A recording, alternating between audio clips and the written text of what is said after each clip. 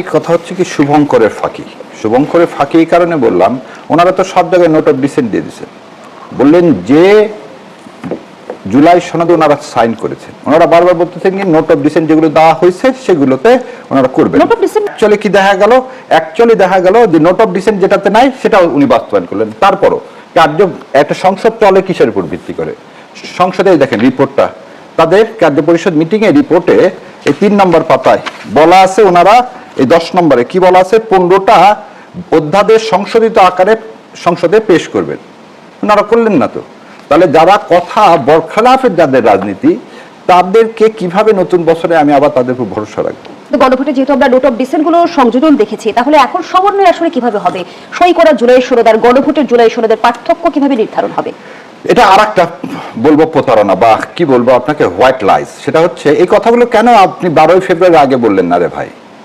আপনি যখন সাইন করছেন, আপনি যখন দেখলেন যে আপনি যেটা সাইন করছেন জুলাই সনদ, আর যেটা 13 তারিখে যে আদেশ দেওয়া হয়েছে সেই আদেশে যে প্রশ্নগুলো দেওয়া হয়েছে তার সাথে মিল নাই, তাহলে আপনি তখনই বলতেন যে আমরা গণভোট বয়কট করব, আমরা গণভোট বয়কট করব। এবং আপনাকে একটা জিনিস শোনাই, আপনাকে একটু এই জন্য শোনাচ্ছি, যদি সালাউদ্দিন সাহেবেরটা শিলংয়ে থাকাটা যদি গুম হিসাবে কনসিডার হয়, তাহলে মাননীয় প্রধানমন্ত্রীর লন্ডন থাকাটাও গুম হিসাবে কনসিডার হবে। কেন বললাম এই কথাটা? এই কথাটা এই কারণে বললাম, গুম ব্যক্তি রাজনৈতিক আশ্রয় ছাড়া গুম ব্যক্তি হবে ইলিয়াস আলীর মতো, অথবা আয়নাঘরে যারা ছিল তারা, 5ই আগস্টের পর যাদেরকে খুঁজে পাওয়া যাবে। কিন্তু আমি স্বরাষ্ট্রমন্ত্রী সাহেবের কাছে জানতে চাই, গুম কমিশনের যে সংজ্ঞা আছে সেই সংজ্ঞায় উনি পড়েন কিনা, এবং পড়লে দয়া করে জানাবেন উনি কোন স্ট্যাটাসে ইন্ডিয়াতে ছিলেন। এবং মাননীয় প্রধানমন্ত্রী যেমন কি স্ট্যাটাসে ইংল্যান্ডে ছিলেন, রাজনৈতিক স্ট্যাটাসে উনি কি ছিলেন, ইংল্যান্ডে ছিলেন। আমাদেরকে দয়া করে কি সালাউদ্দিন সাহেব বলতে পারছেন আজ পর্যন্ত উনি রাজনৈতিক আশ্রয় চাইছেন, অ্যাসাইলাম চাইছেন, উনি কিভাবে ইন্ডিয়াতে এতদিন থাকলেন? কারণ আপনি যদি ট্রেসপাসার হন, আপনি যদি অবৈধ হন, আপনার তো কোনো দেশ থাকতে পারবেন না জেলখানা ছাড়া। আপনাকে কি ওই বাড়িটাও জেলখানা হিসাবে ইন্ডিয়ান সরকার কোনো গেজেট নোটিফিকেশন করে ঘোষণা করছে? কিন্তু করেনি। তাহলে আপনি গুম হলেন কিভাবে রে ভাই? আপনি গুম হলেন কিভাবে? হ্যাঁ, গুম কে হতে পারে? এখন আরেকটা জিনিস বলি, দেলোয়ার হোসেন সাঈদী সাহেবের সাক্ষী গুম হয়েছে, তাই কি ওরকম কোনো জায়গায় রাখতে পারছে? তাকে পুলিশ ধরে নিয়ে পাঠায় দিচ্ছে বাংলাদেশে। সো আপনি আবার দেখেন কাকে বিনিময় করলেন আপনি সেই সময়। আমাদের জেলে কে ছিল? আমাদের জেলে ভারতের একজন, যাকে উলফার নেতা বলা হচ্ছে, অনুপ চেটিয়া ছিল। অনুপ চেটিয়া কি গুলশানে কোনো বাসা ভাড়া নিয়েছিলেন? অনুপ চেটিয়া জেলে ছিলেন, জেল থেকে ইন্ডিয়াতে চলে গেছে। তো সালাউদ্দিন সাহেব যদি নিজেকে গুম বলে দাবি করে, তাহলে আমি দাবি করতেছি মাননীয় প্রধানমন্ত্রীও গুম হয়েছে। আর আপনাকে একটু আগে যে কথাটা একটু বলা উচিত ছিল আমার, সেটা হচ্ছে অ্যাড করা উচিত, ফ্যাক্টেম ভ্যালেট। ফ্যাক্টেম ভ্যালেট এটা হচ্ছে ল্যাটিন শব্দ পুরাটা হচ্ছে ফ্যাক্টেম ভ্যালেট কোডিয়া ফি নন ডিবেট, মানে হচ্ছে what ought to be not to be done, কি হয়েছে, become valid after having done. তার মানে কি, যেটা করা উচিত ছিল না কিন্তু করার পরে ওটা ভ্যালিড হয়ে যায়। তা আপনি তো করে ফেলছেন রে ভাই, আপনি করে গণভোট তো করে ফেলতেন, গণভোট ভ্যালিড। তাহলে এই 4টা কোশ্চেনে জনগণ যে রায় দিছে, তাহলে আপনি সেই রায়টা মানবেন। এটা তো আপনারই কথা। আপনি 2টা কথা বলতেন সালাউদ্দিন সাহেব, এক হচ্ছে আমি প্রস্তাবক গণভোটে, আবার আপনি বলতেছেন আজকে ঠিক আছে এটা কি ফ্যাক্ট এন্ড ভ্যালিড, বাকিটা বাদ দিলাম। তাহলে যেটা আপনি বলতেছেন বৈধ, তাহলে বৈধ জিনিসকে আপনি মানতেছেন না কেন? আপনি গণভোটকে মানেন। আর গুম কমিশনের শোনেন, আমার এই ছোট্ট জীবনে যতদিন আমি এই কোর্টের বারান্দায় ঘুরতেছি, ওয়ান অফ দ্য ফাইনেস্ট জাজেস হচ্ছে justice Moinul Islam Chowdhury. One of the finest জাজেস, ফাইনেস্ট, অনেক যত প্রকারের অ্যাডজেক্টিভ প্রয়োজন হয় তার জন্য দিতে আমি কুণ্ঠাবোধ করবো না, এবং ওই কোর্টের বারান্দায় যারা আছে কেউ কুণ্ঠাবোধ করবেন না। সেই লোকগুলো আপনারা এমনই আইন করবেন যে ওনারা সবাই আজকে মানবাধিকার কমিশনের সদস্য পদ থেকে সবাই পদত্যাগ করি। তারপরও স্বরাষ্ট্রমন্ত্রী সাহেব আর কিভাবে জোড়াতালি দিবেন? শোনেন, তোর না শোনে ধর্মের কথা। আপনি কেন এগুলো করছেন সেটা আমরা বুঝি। ভোলার বোনকে তো ধরে নিয়ে গেলেন রাত্রেবেলা। মত প্রকাশের স্বাধীনতা তো আপনি আস্তে আস্তে কিভাবে দাবি লাগাবেন সেটা তো আমরা জানি, দেখতে তো পাচ্ছি কেবল শুরু হয়েছে। ইনশাল্লাহ আপনারা আপনাদের কথা রাখেন। যখন বলছেন বৈধ, মানে সেখানে হায়ের পক্ষে দয়া করে আপনারা রায় দিবেন। তাহলে 2টা কথা বললেন, আমি যদি ধোকা দিই তাহলে আপনারা আমাকে তো বিশ্বাস করবেন না পরের বার। আবার রংপুরে যে তখনই বলছেন হায়ের পক্ষে ভোট দেন, আজকে তাহলে বলতেছেন কেন 2টা এক না? আমি 2টা বক্তব্য শোনালাম ওনার। একটা বক্তব্য, আমি যদি আপনাদের সাথে প্রতারণা করি আপনারা তো আমাকে ভোট দিবেন না, তাহলে আপনি প্রতারণা আশ্রয়টা ভোটের পর নিচ্ছেন কেন? আপনি তো হ্যাঁ যখন বলছেন, আমি যদি আজকে আপনাকে এখানে যে কথাটা বলে দেবো, কালকে যে যদি আরেকটা টিভিতে আরেকটা কথা বলি, এটা সবই তো এখন রেকর্ডেড, তাই না? তাহলে কি পাশাপাশি 2টা সিনারিও দেখিয়ে দিবে। উনি হার পক্ষে ভোট চাইলেন, সে কোন হার পক্ষে? এইটার পক্ষে তো এই জুলাই সনদ, এটা তো অন্য জুলাই সনদ। যে হার পক্ষটা কি, যে 3টা কোশ্চেন লেখা ছিল।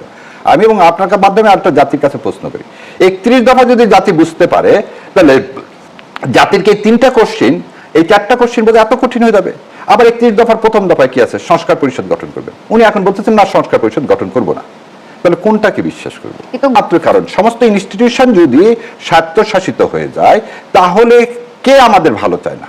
আমাদের ভালো চায় না ভারত। তা আমাদের প্রকৃত স্বাধীনতা তো আমরা পাইনি। জুলাই দিয়ে তো আমরা প্রকৃত স্বাধীনতার কথা বলতেছি, ওই জন্য তো আমরা দ্বিতীয় স্বাধীনতা বলতেছি। এই দ্বিতীয় স্বাধীনতা চায় না কে? ভারত। ভারত ছাড়া আর কে? ভারত ছাড়া আর কে? সো আমাদের মাননীয় প্রধানমন্ত্রী এখন পর্যন্ত ভারতের বিরুদ্ধে কোনো স্টেটমেন্ট দিতে পারেননি। মনে হয় যে না, হাদির কবর জিয়ারত করে এসে তো উনি বলতে পারতেন যে হাদির বিচারটা সবচেয়ে আগে করবো। এই যে বলতেছেন যে এক্সচেঞ্জ ট্রিটি কয়দিন লাগে নিয়ে আসতে? একজন লোককে নিয়ে আসতে কয়দিন লাগে? আপনি চিঠি দিয়ে চাইবেন, আপনি শেখ হাসিনাকে চান না কেন? আপনি শেখ হাসিনাকে, আপনি আরো একটা কথা বলেন, শিরিন শারমিনকে আপনি দুপুরে ধরলেন, দুপুরে বেল হলো, বিকালবেলায় জামিন পেয়ে গেল, এক তাড়াতাড়ি অর্ডারও লেখা হয়ে গেল। তো বাংলাদেশের বিচারালয় যদি এরকম হয় তো শুক্র আলহামদুলিল্লাহ। আমরা তো তা দেখি না। আমরা দেখি একটা বেল বন্ড জমা দিয়ে বের হতে মিনিমাম 1 থেকে 2 দিন লাগে। তো ওনার বেলায় তা হলো কেন? উনি ধরা পড়লেন কেন? স্পিকার নির্বাচিত হওয়ার পর। তাহলে সরকার জানতো এই যে কাজগুলো ধারাবাহিক করলেন, এটা কার স্বার্থে? ইন্ডিয়ার স্বার্থে। আপনি জুলাই সনদ বাস্তবায়ন হতে দিবেন না, আমি আপনাকে লেগে দিয়ে যাচ্ছি আজকে। এই জুলাই সনদ ওনারা বাস্তবায়ন করবেন না, কারণ বিচার, সুপ্রিম কোর্টের বিচারে বললাম তো, একটা উদাহরণ দিলাম, যেখানে নোট অফ ডিসেন্ট নেই সেটাও করেননি। কিন্তু প্রধানমন্ত্রী যখন বলছে যে জুলাই সনদে, প্রধানমন্ত্রী, আমি একদম চ্যালেঞ্জ দিয়ে বললাম, উনি সংসদে দাঁড়িয়ে যা যা বলছেন সব অসত্য বলছেন। 1 নম্বর কথা, উনি একটা হাইকোর্টের রায়ের কথা বলছেন যে হাইকোর্টের রায় বলছেন যে এই সমস্ত কিছু বিবেচনা করা হবে কোথায়? সংসদে। আপনি জানেন এই আইনমন্ত্রী সেদিন ছিলেন, আমি ওই মামলা পিটিশনার লয়ার, আমি ওটা অ্যাপ্লিকেশনে সিএফ ফাইল করেছে, মানে civil leave to appeal file করেছে, তার শুনানি পর্যন্ত করা হয়েছে। উনি কিভাবে বললেন যে হাইকোর্ট নির্দেশ দিচ্ছে ওনাদেরকে যে এই জুলাই মানে তত্ত্বাবধায়ক ব্যবস্থা কিরকম হবে, জুলাই সনদ কিরকম হবে সেটা বাস্তবায়ন করা। কারণ 15 অ্যামেন্ডমেন্ট তো যেখানে এখনো সিএ পেন্ডিং অ্যাপ্লিকেশন। দ্বিতীয় কথা আছে, উনি বললেন কি, যেগুলো নোট অফ ডিসেন্ট দিয়েছেন সেগুলো ছাড়া সব হবে। খুব ভালো কথা, আপনি করলেন না কেন? গুম কমিশন কেন করলেন না? আপনি আরো বলতেছেন সরকার তো বলছে না যে এগুলো পাস হবে না, তারা বলছে নতুন করে বিল আনা হবে। নতুন করে বিল আনার ক্ষমতা আপনাকে কে দিচ্ছে? তাহলে গণভোটের রায়ের কি হবে? তাহলে 70% লোকের কথা কিছু না, আমার 51% লোক আমাকে ভোট দিচ্ছে, আমি মেজরিটি যা ইচ্ছা তাই চালাবো। আপনাকে এই ম্যান্ডেট দেওয়া হয়েছে। পৃথিবীর কোথাও আছে গণভোটের বাইরে দেওয়ার? গণভোটের বাইরে যদি আপনি যান, তাহলে সংবিধান যে অধ্যাদেশগুলো সরকার পাশ করেছে সেটা কি আসলে গণভোটের রায়ের প্রতিফলন না? হ্যাঁ, একটা মানুষকে তৈরি করলাম, মাথা ছাড়া জন্মগ্রহণ করলো, তাই কি বলবেন আপনি? একটা মানুষ জন্মগ্রহণ করলো, যে মায়েরই হোক, সে মায়ের পেট থেকে একটা সন্তান জন্মগ্রহণ করলো যার মাথা নাই, তাকে আর যাই বলি, তাকে কি বল, জীবিত বলা যাবে না। তার মানে যে 20টি অধ্যাদেশ বাদ হয়ে গেছে বা বাদ পড়ে গেছে, আকাঙ্ক্ষা পরিবর্তনের যেটা আকাঙ্ক্ষা সেটা বাস্তবায়িত হবে, এটাই আমরা চাইবো। সরকারি দলের কাছে চাইবো, বিরোধী দলের কাছে চাইবো, এবং একটা আমরা সমঝোতার জায়গা আমরা দেখতে চাই। সেটা হচ্ছে মোটা দাগে মানুষের প্রত্যাশাটা। তো সেটার আমরা আস্তে আস্তে কিন্তু উন্নতা হয়তো একটু দেখতে পাচ্ছি, সেটা কিন্তু ভালো লক্ষণ বলে মনে হয় না। আমরা চাইবো যে সময় থাকতে যেন সেই সমঝোতাটা তৈরি হয় এবং পারস্পরিক শ্রদ্ধার জায়গাটা যেন তৈরি হয়। এবং এখন যে আমরা একটা সর্বগ্রাসী সংকটের মধ্যে পড়েছি, আমরা যেন জাতীয় ঐক্যটাও আমরা যেন বজায় রাখতে চেষ্টা করি, সম্মিলিতভাবে আমরা যেন সমস্যাগুলি আমরা মোকাবেলা করি। এটাই হচ্ছে আমার মূল কথাটা। আগের অংশে ব্যারিস্টার শাহরিয়ার কবির বলছিল যে বিএনপির নাটাই আসলে এখন ভারতের হাতে। এই বিষয়টি আসলে নিয়ে আপনার মন্তব্য জানতে চাই। ভারত কি পরোক্ষভাবে এখন আমাদের রাজনীতির নিয়ন্ত্রক? এটা তো এইভাবে ঢালাওভাবে এরকম বলা মুশকিল। তবে সব প্রতিবেশী সুলভ একটা সম্পর্ক আমরা চাই। আমরা সীমান্ত হত্যা চাই না, আমরা তিস্তার পানি চাই। সেইটা যেন আমরা আমাদের কণ্ঠ উঁচু রেখে যেন আমরা করতে, মানুষের, সাধারণ মানুষের সেটাই প্রত্যাশা। তো আমরা চাইবো না কোনোভাবে, কিন্তু ভারতকে আমরা অতীতে অনেক কিছু দিয়েছি, আউট অফ দ্য ওয়ে দিয়েছি, কিন্তু বিনিময়ে আমরা কি পেয়েছি সেটাও কিন্তু বিচার্য। আমরা চাইবো যে একটা সৎ প্রতিবেশী সুলভ সম্পর্ক, এবং আমরা আমাদের ন্যায্যতার ভিত্তিতে, সমতার ভিত্তিতে স্বাধীন সার্বভৌম দেশ হিসেবে আমরা যেন ভারতের কাছ থেকে আমাদের সম্মানটা আদায় করতে পারি।